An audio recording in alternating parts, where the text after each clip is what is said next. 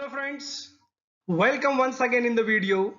और आज हम देखेंगे multiple choice questions on the subject health education and community pharmacy.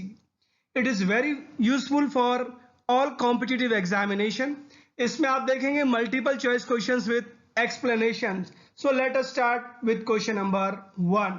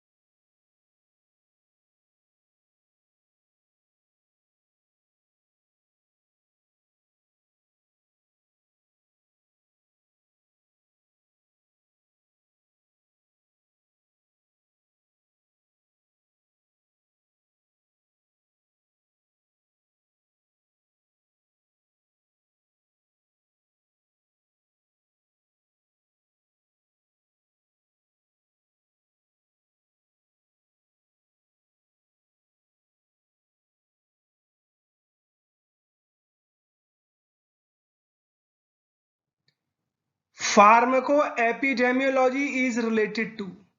Pharmaco epidemiology क्या है या किस चीज से संबंधित है? Options: what body does to the drug, body drug के साथ क्या कर रही है। Effect of time on drug action, study of drug effects on large population to get idea about benefits and adverse effect. मतलब ये वो स्टडी है जिससे बहुत सारे लोगों पर स्टडी की जाती है ताकि आपको इंफॉर्मेशन मिल सके, आइडिया मिल सके कि दवाओं का क्या बेनिफिट है और उनका क्या एडवर्स इफेक्ट है। चौथा ऑप्शन है what drug does to the body, मतलब जो ड्रग बॉडी के साथ क्या कर रही है। पहला वाला जो ऑप्शन है what body does to the drug, ये तो फार्माकोलॉजी हो गया और ये होता है फार्माकोकाइनेटिक्स, तो ये वाला ऑप्शन तो नहीं है। Effect of time on drug action, ये कहलाता है क्रोनोफार्माकोकाइनेटिक्स, तो ये भी नहीं है। फिर पहले देखेंगे अपन चौथा option what drug does to the body, drug body के साथ क्या कर रही है, तो ये कहलाता है फार्माकोडायनामिक्स, तो ये भी ऑप्शन नहीं है। तो एक ही ऑप्शन बचा सी। तो एपिडेमियोलॉजी या फार्माको एपिडेमियोलॉजी यही है। इसको हम पहले डेफिनेशन से देखेंगे। It is the study of uses and effect of drug in well-defined population.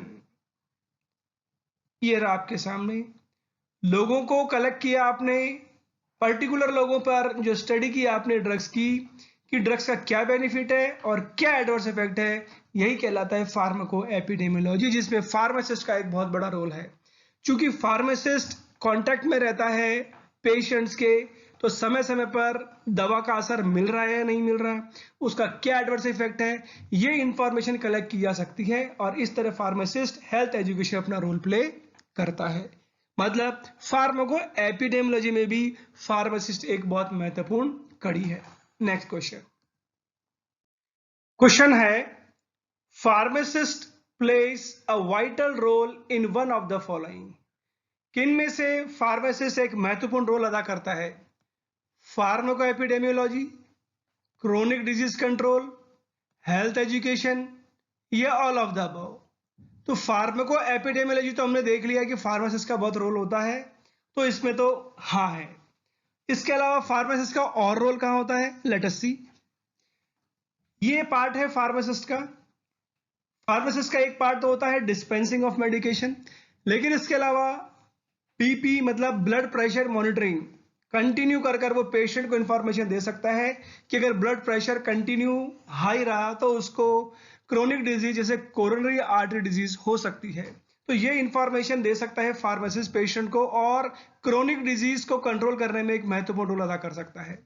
इसके अलावा हेल्थ के बारे में पूरी इंफॉर्मेशन दी जा सकती है फार्मासिस्ट द्वारा, जो पेशेंट आ रहा है दवा के लिए उसको, कि डिजीज कैसे कंट्रोल करनी है, हाइजीन कैसे कंट्रोल करनी है, एडवर्स इफेक्ट क्या है। मतलब हेल्थ एजुकेशन में भी रोल हो गया। तो तीनों में रोल है, तो आंसर क्या रहेगा आपका? D, all of the above. Next question. Question है, एज पर WHO definition of health is. WHO के हिसाब से हेल्थ की परिभाषा क्या है? एब्सेंस ऑफ एनी डिजीज, कोई भी बीमारी ना होना। State in which person स्लीप्स and wakes up easily, वो अवस्था जिसमें आदमी जल्दी सोता है जल्दी उठता है। Condition how a person looks, वो स्थिति आदमी कैसा दिखता है। चौथा option, state of complete physical mental and social wellbeing and not merely as absence of disease और इंफर्मिटी, वो अवस्था जिसमें आदमी फिजिकली, मेंटली और सामाजिक दृष्टिकोण से बिल्कुल सही दिखता है, सिर्फ बीमारी नहीं होना या उसमें किसी तरह की इंफर्मिटी नहीं होना। तो कौन सा ऑप्शन है WHO के हिसाब से? तो हम देखेंगे ये चीज, आदमी फिजिकली फिट होना चाहिए। दूसरी चीज, आदमी मेंटली फिट होना चाहिए, मतलब सोचने समझने की उसके अंदर क्षमता होनी चाहिए। तीसरा, वो सामाजिक दृष्टिकोण से भी एक दूसरे से साथ मिलकर रहे। तो तीनों एलिमेंट होने चाहिए, और तीनों एलिमेंट का मतलब डी ऑप्शन, क्योंकि डी के अंदर ही प्रेजेंट है physical, mental and social wellbeing. तो यह है डेफिनेशन WHO की। और जब इन तीनों का समावेश होगा तभी आपको पिक्चर ऐसी दिखेगी, समाज ऐसा दिखेगा।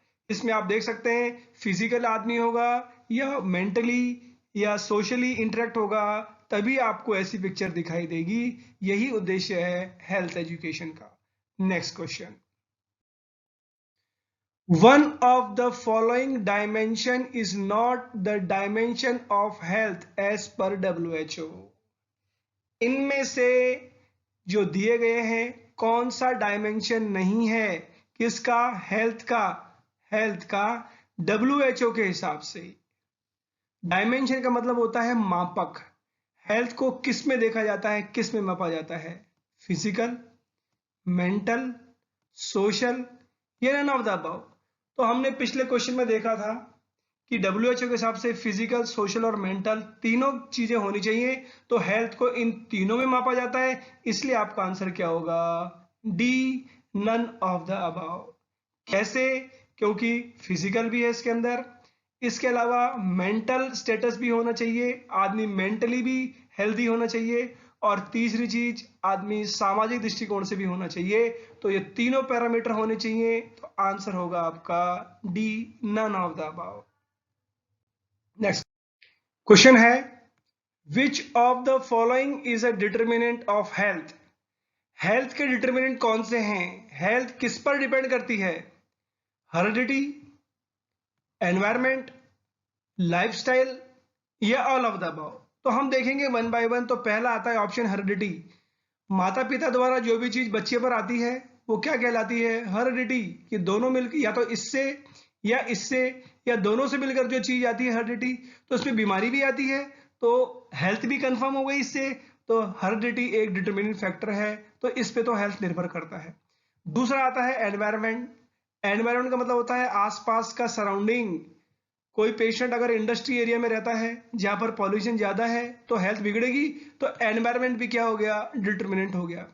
तीसरा आता है लाइफस्टाइल। ये लाइफस्टाइल, इस लाइफस्टाइल में वो एक्सरसाइज कितनी करता है, गैजेट्स कितने यूज करता है, सारे दिन कंप्यूटर पे बैठ रहा है वो, फिर इसके अलावा वो और बाकी चीजों पे ध्यान दे रहा है या नहीं दे रहा, हमेशा समय पर खाना जा रहा है नहीं जा रहा, ये सब लाइफस्टाइल का ही पार्ट है। तो लाइफस्टाइल पे भी डिपेंड हो गया। तो ये तीनों के तीनों फैक्टर हो गए, मतलब तीनों डिटर्मिनेंट हैं। तो मतलब ऑप्शन है आपका D, all of the above, D. इसके अलावा और भी डिटर्मिनेंट्स है जिस पर क्वेश्चन पूछा जा सकता है, तो वो भी देख लेते हैं, साथ के साथ और भी क्वेश्चंस कवर हो जाएंगे। ये है आपके अदर डिटर्मिनेंट्स ऑफ हेल्थ, जिस पर हेल्थ निर्भर करेगी। सोशो इकोनॉमिक कंडीशन, सोशल और इकोनॉमिक कंडीशन कैसी है, व्यक्ति के पास पैसा कितना है, अगर उसके पास पैसा है वो बराबर चेकअप कराएगा और चेकअप कराने से कोई बीमारी होगी तो उसको दूर किया जा सकता है। ऐसे ही एजुकेशन, आदमी अगर एजुकेटेड होगा तो हेल्थ एजुकेशन के बारे में उसको जानकारी होगी तो हेल्थ पे डिपेंड करेगा। ऑक्यूपेशन, उसका धंधा क्या है। पॉलिटिकल सिस्टम का मतलब कितना स्वास्थ्य संबंधित सेवाएं प्रदान की जाती हैं, जितनी अच्छी होंगी उतनी हेल्थ अच्छी होगी लोगों की। नेक्स्ट है हेल्थ सर्विसेज, कितने हॉस्पिटल हैं, कितने प्राइमरी हेल्थ सेंटर हैं, इस सब पर। तो ये है सारे अदर डिटर्मिनेंट्स ऑफ हेल्थ जिन पर क्वेश्चन बनता है। Next question, crude death rate means, crude death rate का मतलब क्या होता है। नंबर ऑफ डेथ पर 1000 पॉपुलेशन पर ईयर, एक साल के अंदर 1000 लोगों पर कितनी डेथ हुई है। नंबर ऑफ डेथ पर 100 पॉपुलेशन पर ईयर, एक साल के अंदर 100 लोगों में कितनी डेथ हुई है। नंबर ऑफ डेथ पर 1000 पॉपुलेशन पर मंथ, एक महीने में 1000 लोगों में कितनी डेथ हुई है। या नंबर ऑफ डेथ पर 1 लाख पॉपुलेशन, 1 लाख लोगों में कितनी डेथ हुई है। तो हम बात कर रहे हैं डेथ रेट, यस, कितने लोग मरे हैं। ये डायरेक्ट क्वेश्चन है, डायरेक्ट डेफिनेशन है क्रूड डेथ रेट की, वो हम देख लेते हैं। क्रूड डेथ रेट क्या है, तो इसका आंसर है ये वाला कि नंबर ऑफ डेथ पर 1000 पॉपुलेशन पर ईयर, तो आंसर रहेगा इसका ए। सवाल उठता है इसकी क्या जरूरत है, तो it is a mortality indicator. Mortality एक शब्द है जिसका हिंदी में मतलब होता है मृत्यु दर, कितनी मौतें हो रही हैं। और इसकी आवश्यकता इसलिए है क्योंकि डिक्रीज इन डेथ रेट, अगर डेथ रेट कम हो गई, कितने लोग कम मर रहे हैं, इसका मतलब इट इज एन इंडिकेशन, यह हमें दर्शाता है कि overall health improvement in a population, किसी भी पॉपुलेशन के अंदर कितनी हेल्थ इंप्रूव हुई है। अगर डेथ रेट ज्यादा है इसका मतलब हेल्थ बिगड़ी हुई है, और डेथ रेट कम है मतलब पेशेंट कम मर रहे हैं, लोग कम मर रहे हैं, मतलब हेल्थ अच्छी है। इसलिए ये एक तरह से ये क्या है, it is indicator of health. Next question है, infant mortality rate is defined as. Mortality तो हमने देख लिया, मृत्यु दर, लेकिन किसकी, इन्फेंट की। इन्फेंट क्या होता है, नवजात शिशु। तो नवजात शिशु की मृत्यु दर को कैसे डिफाइन कर सकते हैं, परिभाषित कर सकते हैं। Question number 1, ratio of death under 1 year of age in a given year to the live number of birth in the same year. एक साल के अंदर, एक साल से कितने कम बच्चे या ज्यादा बच्चों की डेथ हुई है इन कंपैरिजन टू उसी साल में कितने बच्चे पैदा हुए हैं। मतलब एक साल के अंदर जो टोटल बच्चे जन्मे हैं उनमें से एक साल से कम बच्चों की कितनी मौत हुई है, वो है क्या, इन्फेंट मोर्टेलिटी। दूसरा option, number of death of infant पर 100 पॉपुलेशन पर ईयर, एक साल के अंदर 100 जो बच्चे जन्मे हैं उनमें से डेथ हुई है, यह है कि infant mortality. Number of death of infant पर 1000 पॉपुलेशन, 1000 में से जो जन्मे हैं उनमें से डेथ हुई है, वो है कि इन्फेंट मोर्टेलिटी। या ratio of death of infant to that of child, जितने जन्मे हैं बच्चे, नवजात शिशु, या फिर जो लोग अडल्ट हैं, बुजुर्ग हैं, उनके कंपैरिजन में इन दोनों का रेशियो। या वयस्क है, अडल्ट का मतलब वयस्क। तो ये डायरेक्ट क्वेश्चन है और इसका आंसर है ये आपके सामने। एक साल में जो टोटल बच्चे पैदा हुए हैं और जो जीवित हैं, और उसी साल के दौरान एक साल से कम में जो मौत हुई है, ये वाले, तो वही कहलाता है इन्फेंट मोर्टेलिटी। तो आंसर है आपका ए। अभी इन्फेंट मोर्टेलिटी और भी इंपॉर्टेंट है, और भी क्वेश्चन बनते हैं, तो पहले तो हम देखेंगे आंसर क्या है। आंसर है आपका ए। और जानकारी ये है कि infant it is a mortality indicator. Infant mortality indicator ये भी मृत्यु दर का एक परिचायक है या दर्शाता है। It is expressed as rate per 1000 live birth. ये क्या दर्शाता है कि 1000 में से जो जन्मे हैं ना उनमें से क्या रेट है। दूसरा पॉइंट है, it is one of the most universally accepted indicator of health status of infant and whole population. पूरी जनसंख्या, ये नवजात शिशुओं के बारे में उनकी हेल्थ कैसी है उसके बारे में सबसे एक्सेप्टेड, सबसे ज्यादा जिसको एक्सेप्ट किया गया है वो इंडिकेटर है। इससे जानकारी मिलती है कि किसी भी पॉपुलेशन के अंदर हेल्थ कैसी है। अगर हेल्थ सिस्टम गड़बड़ होगा मतलब ये मृत्यु दर ज्यादा होगी, बच्चा पैदा होते ही मर जाएगा। अगर स्वास्थ्य संबंधित सेवाएं या स्वास्थ्य ठीक है तो मतलब बच्चा आगे जिंदा रहेगा या पॉपुलेशन उस हिसाब से रहेगी। Next question, one of the following is mortality indicator. इनमें से कौन सा मृत्यु दर का इंडिकेटर है? Crude death rate, expectation of life, infant mortality rate या ऑल ऑफ द अबव। तो क्रूड डेथ रेट और इन्फेंट मोर्टेलिटी रेट हम देख चुके हैं। तो ये ऑप्शन और ये ऑप्शन मतलब दो ऑप्शन हैं, ये तो होंगे ही मोर्टेलिटी इंडिकेटर में। एक्सपेक्टेशन ऑफ लाइफ का मतलब ये है कि आदमी कितने साल जीता है। तो आपको नाम से पता लग रहा है कि मृत्यु दर का इससे पता लग जाएगा कि जितना आदमी ज्यादा जिएगा मृत्यु दर उतनी ही कम होगी। तो यहां पर आंसर अपने को क्या पता लगता है? डी। ये तो एक चीज है। मॉर्टेलिटी इंडिकेटर और भी हैं जिन पर क्वेश्चन बनते हैं, तो देखते हैं और कौन से मॉर्टेलिटी इंडिकेटर हैं। डिजीज स्पेसिफिक मॉर्टेलिटी, किसी पर्टिकुलर डिजीज की वजह से जो मृत्यु हो रही है वो कहलाती है डिजीज स्पेसिफिक मॉर्टेलिटी। दूसरा इंडिकेटर एक और, चाइल्ड मॉर्टेलिटी रेट, बच्चों की मृत्यु दर। नेक्स्ट है अंडर 5 प्रोपोर्शनेट मॉर्टेलिटी रेट, 5 साल से कम कितने बच्चों की मृत्यु दर है। और फिर आता है मैटरनल मॉर्टेलिटी रेट, मैटरनल का मतलब माताओं की मौत की बारी हो रही है, उनकी मृत्यु दर की बात हो रही है। तो ये तीन तो मॉर्टेलिटी इंडिकेटर हैं ही, इसके अलावा ये वाला, ये और ये सारे के सारे मॉर्टेलिटी इंडिकेटर हैं। तो हो सकता है इन तीन में ये ऑप्शन ना होकर इन चारों में से कोई सा ऑप्शन हो सकता है, लेकिन वो भी मॉर्टेलिटी इंडिकेटर होगा। तो वापस आते हैं आंसर इस क्वेश्चन का, और इस क्वेश्चन का आंसर होगा डी। तो here is the D. Next, correct statement regarding morbidity. Morbidity के बारे में कौन सा कथन सत्य है? पहले हम देखेंगे मॉर्बिडिटी क्या होती है। मॉर्बिडिटी का मतलब है बीमारी की दर।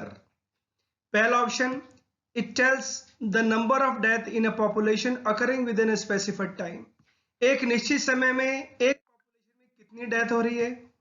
दूसरा है morbidity refers to consequences and complications other than death that result from a disease, बीमारी की वजह से क्या क्या प्रभाव हैं और क्या क्या समस्याएं उत्पन्न हुई हैं। तीसरा option, it refers to the number of death of women of reproductive stage, कितनी औरतों की मृत्यु हुई है जो रिप्रोडक्टिव स्टेज में है। और चौथा है नन ऑफ द अबव। तो क्वेश्चन स्टार्टिंग में हमने देखा था मॉर्बिडिटी रिलेटेड है, डेथ से नहीं है, इसका मतलब है किससे? बीमारी से। तो morbidity refers to consequences and complication other than death that result from a disease. तो डिजीज तो क्या है? B option. तो यहां तो पता लग गया कि ऑप्शन बी है। तो और कौन से मॉर्बिडिटी इंडिकेटर होते हैं जिससे हमें जानकारी लगेगी? तो यह है आपके सामने मॉर्बिडिटी इंडिकेटर जिस पर क्वेश्चन बन सकता है। एक तो क्वेश्चन है ही आपके सामने, इस पर भी क्वेश्चन बन सकता है कि विच of the following is a morbidity indicator. तो देखते हैं वन बाय वन। ये आपके सामने असेसमेंट ऑफ इल हेल्थ, कितने लोग बीमार हैं पॉपुलेशन में, उससे आपको मालूम लग जाएगा कि मॉर्बिडिटी इंडिकेटर क्या है। दूसरा है OPD attendance rate, out patient department कितने हैं, जितने हॉस्पिटल में आउट पेशेंट डिपार्टमेंट ज्यादा होंगे उतनी मॉर्बिडिटी होगी।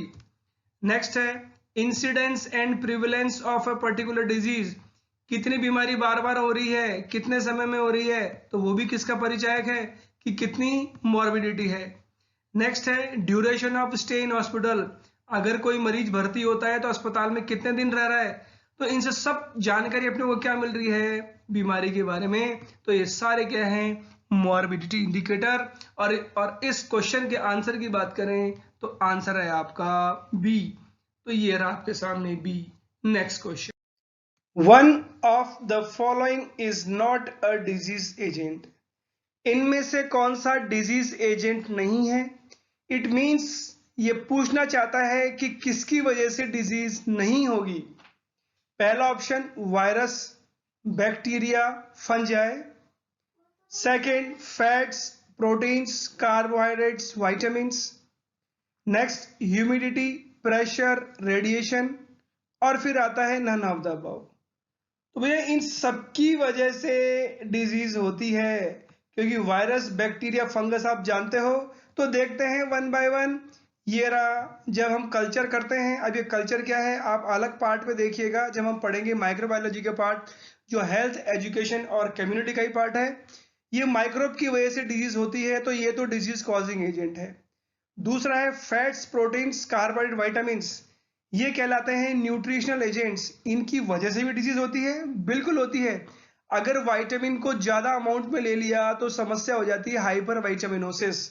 हम डिटेल में नहीं जा रहे हैं, लेकिन आपको ध्यान रखना है ज्यादा लेने की वजह से भी दिक्कत हो जाती है, तो इस वजह से भी डिजीज है, तो मतलब ये डिजीज एजेंट है। नेक्स्ट आता है ह्यूमिडिटी, प्रेशर एंड रेडिएशन, इसकी वजह से भी डिजीज होती है, ये कहलाते हैं फिजिकल एजेंट्स। तो humidity, pressure and radiation physical agent. Now in तीनों की वजह से डिजीज और भी कारण से हो सकती है। अब वो कौन कौन से कारण हैं देखते हैं जिन पर क्वेश्चन बन सकता है। तो पहले तो हम देखेंगे इन तीनों की वजह से है, तो आंसर तो है डी। लेकिन और कौन कौन से कारण हैं? यस, केमिकल एजेंट्स, उसमें यूरिया, बिलिरुबिन, यूरिक एसिड, इनकी वजह से डिजीज हो सकती है। नेक्स्ट है mechanical, injury, tearing, dislocation. Injury का मतलब चोट लग गई, टीयरिंग का मतलब कोई चीज कट गई, डिसलोकेशन मतलब डिसलोकेशन हो गया। नेक्स्ट है सोशल, गरीबी की वजह से, स्मोकिंग की वजह से और अल्कोहल की वजह से। तो ये सारे डिजीज एजेंट हैं, डिजीज कॉजिंग एजेंट हैं, इसलिए ये तीन तो आंसर हैं ही, मतलब नन ऑफ द अबव। इनमें से ऐसा कोई सा भी नहीं जिसकी वजह से डिजीज नहीं होती हो, सबकी वजह से होती है। तो आंसर हमने देखा था डी, लेकिन इन तीन को हटाकर ये तीन भी आ सकते हैं, तो ये सारे के सारे डिजीज कॉजिंग एजेंट हैं। Next question, study of emergence, distribution and control of disease in people is called as. बीमारी कहां से हुई, फैलना उसका और उसका कंट्रोल करना, वो क्या कहलाता है? ये डायरेक्ट क्वेश्चन है जिसका मतलब है एपिडेमियोलॉजी। बीमारी का होना, फैलना और उसके बारे में जानकारी लेना क्या कहलाता है? एपिडेमियोलॉजी। तो इसका आंसर है बी। तो ये लीजिए आपके सामने। लेकिन और भी डेफिनेशन है एपिडेमियोलॉजी की, वो किस तरह से हम डिफाइन कर सकते हैं, तो let us see. Epidemiology is the study of emergence, distribution, control of disease and disability and death among group of people। तो ये तो इससे मिलती जुलती डेफिनेशन है जिससे अपने को आंसर मिला था। और कौन सी डेफिनेशन है? One more, it is the study of how often disease occur in different group of people and why. Epidemiology क्या स्टडी करती है कि डिजीज हो रही है अलग अलग लोगों में और क्यों हो रही है उसके कारण जानना। समझ में आ गया होगा आपको एपिडेमियोलॉजी। इसको डेफिनेशन को अगर घुमाकर भी पूछा जाए तो आप इजीली आंसर दे सकते हो।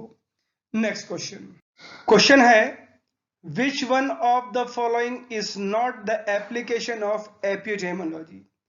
एपिडेमियोलॉजी कहां काम नहीं आती है वो आंसर देना है। पहला है study of disease pattern in a population, disease का पैटर्न एक पॉपुलेशन में उसका स्टडी। कम्युनिटी डायग्नोसिस, कम्युनिटी में जांच डिजीज की।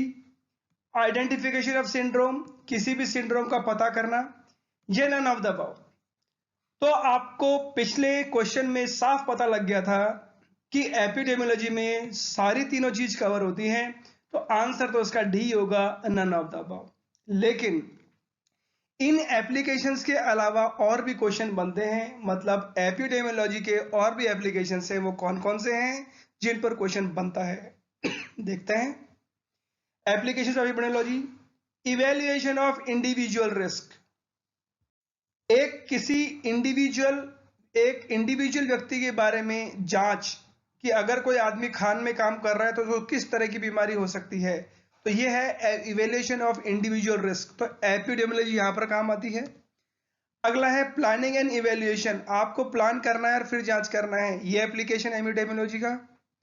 फिर है सर्च फॉर रिस्क फैक्टर, और किस किस कारण से हो सकती है, मतलब खतरे के कौन कौन से कारक हैं ये भी देखना है।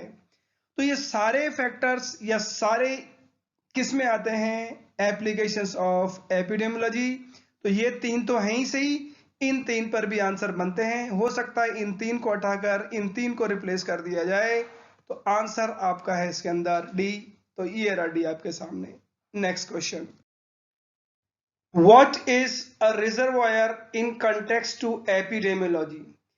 एपिडेमियोलॉजी के संदर्भ में रिजर्वायर क्या चीज है? पॉन्ड ऑफ वाटर, मतलब एक जगह जो पानी इकट्ठा है हम पॉन्ड समझते हैं। Collection of drugs use to treat a particular disease, एक बीमारी को ठीक करने के लिए जो दवाएं इकट्ठी हैं वो है रिजर्वायर।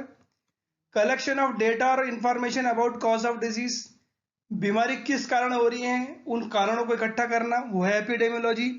और चौथा ऑप्शन है any person, animal, arthropod, plant, soil और substance in which an infectious agent survives, multiplies and can be transmitted to a host। कोई भी व्यक्ति या कोई भी जानवर या कोई भी कीड़ा मकोड़ा, पेड़ पौधा, मिट्टी या कोई भी सब्सटेंस जिसके अंदर इंफेक्शियस एजेंट रहेगा, ग्रो करेगा और किसी के अंदर भी ट्रांसमिट हो सकता है। तो ये डायरेक्ट डेफिनेशन है, डायरेक्ट क्वेश्चन है और इसका आंसर आता है डी। हम समझते हैं एक एक करके। तो एनी पर्सन, पर्सन आप समझते हैं। दूसरा है एनिमल, तो एनी एनिमल, कोई भी एनिमल में इंफेक्शियस एजेंट हो सकता है जिसकी वजह से बीमारी हो सकती है। आप जानते हैं जानवरों से कई चीज ट्रांसमिट होती है ह्यूमन बींग्स के अंदर। अगला आता है आर्थ्रोपॉड, कीड़ों मकोड़ों से ट्रांसमिट हो सकती है बीमारी क्योंकि कॉजेटिव ऑर्गेनिज्म इसमें है। हम पढ़ चुके हैं कोरोना वायरस के बारे में भी, कैसे जानवरों से, चमगादड़ से ये फैला है। नेक्स्ट है प्लांट, कई बीमारियां होती हैं जो प्लांट से फैलती हैं, माइक्रोब इनके अंदर हैं और जब ह्यूमन बींग्स को खाते हैं या किसी और कारणवश डायरेक्ट ह्यूमन बींग्स पे एंटर हो जाएंगे और बीमारी हो जाएगी। फिर आता है सॉइल, ये रहा सॉइल का एग्जाम्पल। छोटे बच्चे जो मिट्टी खाते हैं, आप जानते हैं इनको एमीबिक डाइसेंट्री हो जाएगी, दस्त हो जाते हैं। तो ये चारों चीजें जिनमें कॉजेटिव ऑर्गेनिज्म है और जब ह्यूमन बींग्स के थ्रू ट्रांसफर हो जाएगा माइक्रोब्स का, यही चीज क्या कहलाती है? रिजर्वायर। रिजर्वायर एक अंग्रेजी का शब्द है, मतलब भंडारण किसी भी चीज का। तो चाहे सॉइल हो, चाहे ये हो, चाहे एनिमल हो, चाहे प्लांट हो, ये क्या करते हैं? भंडारण करते हैं कॉजेटिव ऑर्गेनिज्म का। अब भंडारण किसका कर रहे हैं? इन्फेक्शियस एजेंट का, जो अल्टीमेटली ह्यूमन बींग्स में जाएगा और बीमारी पैदा कर देगा। और एपिडेमियोलॉजी यही तो है, बीमारी की स्टडी। तो आंसर होगा आपका D. Here is the D answer. Next question, सवाल है what do you mean by infection? Infection से आप क्या समझते हैं? पहला है ability of microbe to cause disease, एक किसी भी माइक्रोब की क्षमता डिजीज कॉज करने की, वो है infection. Ability to enter in a host, किसी भी होस्ट में एंटर करने की क्षमता। Entry of a microbe and establishment is host, host में घुसना और अपने आप को स्थापित कर लेना। होस्ट का मतलब है कोई भी मनुष्य की बात हो रही है यहाँ पर, कि माइक्रोब कितनी आसानी से घुस जाता है और अपने आप को स्थापित कर लेता है। Spread of microbe from one host to another, एक इंसान से दूसरे इंसान या एक जानवर से दूसरे इंसान में फैलना माइक्रोब का, ये है क्या इन्फेक्शन? ये डायरेक्ट क्वेश्चन है। हम देखते हैं one by one. Ability of microbe to cause a disease, तो ये तो होता है पैथोजेनिसिटी, कोई भी माइक्रोब कितनी आसानी से बीमारी पैदा करता है, वो है पैथोजेनिसिटी। तो एक क्वेश्चन का आंसर तो आपको पूछा जा सकता है जिसका आंसर ये हो गया। एबिलिटी टू एंटर होस्ट, ये आंसर नहीं है इसका। Entry of microbe and establishment host, अंदर जाना और अपने आप को स्थापित कर लेना, यही है आंसर, सी आंसर। अब ये माइक्रोब ये अंदर चला गया है और इसने अपने आप को स्थापित कर लिया है, मतलब ब्लड में एंट्री हो गई है। तो यही है इन्फेक्शन, यही डेफिनेशन। चौथा ऑप्शन है spread of microbe from one host to another. ये जो प्रक्रिया है ये वाली प्रक्रिया, जब भी आदमी छींकता है और माइक्रोब एक इंसान से दूसरे इंसान में जाते हैं, ये प्रक्रिया कहलाती है ट्रांसमिशन। तो जो डी ऑप्शन है, डी ऑप्शन तो ट्रांसमिशन होता है, इसलिए इस क्वेश्चन का आंसर है सी, ये राशि आपके सामने। Next question, which of the following is not an example of direct transmission? इनमें से डायरेक्ट ट्रांसमिशन का एग्जाम्पल कौन सा नहीं है? डायरेक्ट ट्रांसमिशन का मतलब है कि एक व्यक्ति द्वारा दूसरे व्यक्ति को डायरेक्टली माइक्रोब पहुंचा दिया गया और जिसकी वजह से दूसरे को डिजीज हो गई। सिफिलिस, स्किन इन्फेक्शन, एड्स, ये नन ऑफ द अबव। तो पहले ये तो देखें डायरेक्ट का मतलब क्या है या डायरेक्ट ट्रांसमिशन का मतलब क्या है। तो डायरेक्ट ट्रांसमिशन का मतलब टचिंग, किसिंग और सेक्सुअल इंटरकोर्स की वजह से माइक्रोब एक जगह से दूसरे होस्ट में जा रहा है। तो अब आपको एग्जांपल देखेंगे वन बाय वन, जैसे इसमें सिफिलिस डायरेक्ट होता या नहीं होता। ये रहा आपके सामने सिफिलिस, जो सेक्सुअली ट्रांसमिटेड डिजीज है, ये डायरेक्टली ही फैलता है। दूसरा है स्किन इन्फेक्शन, ये भी टच होने से है, तो डायरेक्ट ट्रांसमिशन का एग्जांपल है। एड्स आप जानते हो, ये भी सेक्सुअली ट्रांसमिटेड डिजीज है। तो तीनों के तीनों डायरेक्ट ट्रांसमिट होते हैं, तो आंसर रहेगा इसका आपका डी। एक और चीज है जो इसमें नहीं है, एक और बीमारी जो डायरेक्ट ट्रांसमिशन से फैलती है, ये रही आपके सामने गोनेरिया। तो हो सकता है इन तीन की जगह ये भी एक ऑप्शन हो, तो इस क्वेश्चन में आंसर रहेगा आपका डी। तो ये लीजिए आपके सामने D answer. Next question, droplet infection is caused by. Droplet infection किससे होता है?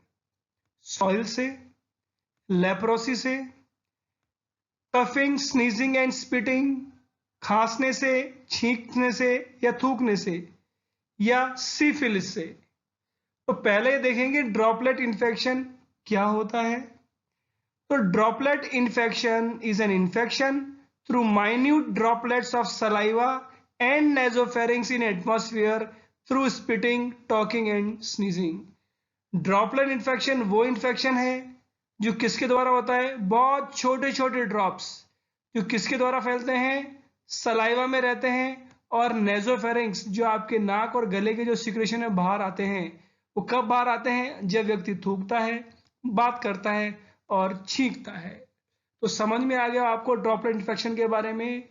तो आपका आंसर रहेगा इसमें सी। लेकिन उससे पहले और समझते हैं अपन पिक्चर की मदद से। ये लीजिए, देखिए छोटे छोटे ड्रॉप्स हैं। व्यक्ति जब खांस रहा है या छींक रहा है तो थूकते समय बाहर निकलती है। दूसरा और समझ सकते हैं इस तरह से अपन, बात करते समय ये ट्रांसमिट हो रहे हैं आपके माइक्रोब जो ड्रॉपलेट्स हैं। तीसरा एक और एग्जाम्पल है, बात करते समय खांसी आ गई या छींक आ गई, तो इस तरह से ड्रॉपलेट इन्फेक्शन फैलता है। तो आपका आंसर रहेगा सी। ये लीजिए C. Next question, what do you mean by nosocomial infection? Nosocomial infection क्या है? इन्फेक्शन एक्वायर्ड थ्रू नोज, नाक के द्वारा इन्फेक्शन या नाक के अंदर कोई माइक्रोब घुसा फिर बीमारी हुई, वो इन्फेक्शन नोजोकोमियल होता है। हॉस्पिटल एक्वायर्ड इन्फेक्शन, अस्पताल की वजह से इन्फेक्शन, इन्फेक्शन थ्रू मॉस्किटोज, मच्छरों की वजह से, इन्फेक्शन थ्रू पॉल्यूटेड वाटर, दूषित पानी की वजह से। तो अगर हमें पता लगा कि नोजोकोमिया का मतलब क्या है, तो हम कह सकते हैं कि नोजोकोमियल इन्फेक्शन क्या है। तो देखते हैं नोजोकोमिया का मतलब। नोजोकोमिया का मतलब होता है हॉस्पिटल। तो यहां पर आपको आंसर पता लग गया होगा, नोजोकोमिया का मतलब हॉस्पिटल। तो हॉस्पिटल एक्वायर्ड इन्फेक्शन और नोजोकोमियल इन्फेक्शन, और आंसर रहेगा आपका बी। तो अस्पताल भी होता है क्या? बिल्कुल होता है नोजोकोमिया। ये देख सकते हो आप, ये अस्पताल के अंदर जब मरीज भर्ती रहता है तो सारे इंस्ट्रूमेंट काम आते हैं। जब एक मरीज डिस्चार्ज होकर दूसरा मरीज आता है, तो हो सकता है अगर प्रॉपर सफाई नहीं हुई हो तो पुराना मरीज वहां पर कुछ माइक्रोब छोड़ जाएगा और दूसरा मरीज कॉन्टेमिनेट हो जाएगा। तो ये अस्पताल एक्वायर्ड इन्फेक्शन ही कहलाता है। इसी तरीके से ये तो अंदर की बात है, बाहर भी लोग जो आते हैं जाते हैं, आपके जो जितने भी यूटेंसिल्स हैं, कपड़े हैं, और मरीज का बेड है, सब तरह से इन्फेक्शन फैल सकता है। तो यही कहलाता है नोजोकोमियल इन्फेक्शन। आपका आंसर है बी। ये लीजिए भी आपके सामने। Next, what are fomite borne infection? Fomite borne infection क्या होते हैं? इन्फेक्शन एक्वायर्ड थ्रू इंसेक्ट्स, कीड़े मकोड़ों द्वारा इन्फेक्शन होता है वो। इन्फेक्शन थ्रू सॉइल, मिट्टी द्वारा। इन्फेक्शन थ्रू आर्टिकल्स, आर्टिकल्स द्वारा। Infection through polluted water. अगर हमें जानकारी लग जाए कि फोमाइट क्या होता है तो हम आंसर दे सकते हैं फोमाइट बॉर्न इन्फेक्शन की। तो हम देखते हैं फोमाइट। फोमाइट क्या होते हैं? ये होते हैं fomite, articles and substances that can transmit an infectious agent. Articles या पदार्थ जो इन्फेक्शियस एजेंट को ट्रांसफर कर सकते हैं, माइक्रोब को ट्रांसफर कर सकते हैं। They get contaminate by microbes and transmit the disease. खुद दूषित हो जाते हैं और कोई दूसरा व्यक्ति उनको यूज करेगा तो बीमारी फैल सकती है। इसको पिक्चर की मदद से समझते हैं। ये है टॉवल्स जो यूज किए जाते हैं। एक व्यक्ति ने यूज किया, हाथ पोंछ लिया, दूसरे ने आगे फिर उसी को यूज किया तो फैल सकता है। दूसरा एग्जाम्पल है हैंकी, यूज किया हुआ हैंकी दूसरे व्यक्ति ने यूज कर लिया। तीसरा एग्जाम्पल है क्लोथ्स, कपड़ों का आदान प्रदान, एक व्यक्ति जो दूषित है वो दूसरे को फैला सकता है। और एक और एग्जाम्पल देखते हैं अपन, ये यूटेंसिल्स, आप देख सकते हैं कोरोना काल चल रहा है इस वक्त, क्लियर कट आप देख सकते हो एक व्यक्ति जो दूषित है जिसने दरवाजा खोला है और अंदर जाने के बाद अगर इसको सैनिटाइज नहीं किया तो माइक्रोब यहीं पर रह जाएगा, दूसरा व्यक्ति इसको यूज करेगा तो कॉन्टेमिनेट हो सकता है, इसलिए स्टेरलाइज करना जरूरी है। तो आपको समझ में आ गया होगा फोमाइट का मतलब क्या है। तो उसके अनुसार infection acquired through articles is called as fomite borne infection और आंसर होता है आपका सी। तो ये रहा आपका answer C. Next question, which of the following is vector borne disease? Vector borne disease कौन सी है? मलेरिया, इन्फ्लुएंजा, एड्स या लेप्रोसी? अब वेक्टर क्या है? तो पहला अगर आपको जानकारी है कि वेक्टर क्या है तो आप आंसर दे सकते हो। तो ये है वेक्टर आपके सामने, ये लीजिए। इट इज अ आर्थ्रोपॉड और any living carrier that transports an infectious agent to an individual. ये कोई सा भी लिविंग कैरियर है वो क्या करता है? इन्फेक्शियस एजेंट को पेशेंट तक पहुंचाता है, इंडिविजुअल तक, जैसे मॉस्किटो। तो मॉस्किटो और मॉस्किटो जैसे जो कीड़े मकोड़े हैं जिसकी वजह से बीमारी फैलती है वो कहलाते हैं वेक्टर्स, और ऐसे ट्रांसमिशन कहलाते हैं वेक्टर बॉर्न ट्रांसमिशन। तो चूंकि मस्कीटो है और मस्कीटो से बीमारी होती है मलेरिया, तो यहां तो आंसर हो गया ए। पिक्चर की मदद से समझते हैं, ये है मॉस्किटो बॉर्न डिजीज, बीमारी फैलाने वाला। इसी तरह से एक और एग्जांपल है फाइलेरियसिस, जो फाइलेरिया है, इसको हाथी पांव भी बोलते हैं। तीसरा एग्जांपल है सिस्टोसोमियासिस, जो सिस्टोसोमिया से होता है। तो मलेरिया ना होकर फाइलेरियसिस भी हो सकता है, सिस्टोसोमियासिस भी हो सकता है, तो वो भी ऑप्शन में आ सकता है और आप आंसर दे सकते हैं। तो आंसर बनता है आपका मलेरिया, वो है ए। तो ये लीजिए आपके सामने ए। दोस्तों आपका बहुत बहुत धन्यवाद।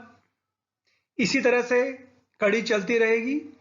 We will keep on meeting and very soon we will meet in part 2 multiple choice questions of drug store and business management. Please subscribe the channel, like, comment and share. Please don't forget to comment and to improve. Thank you.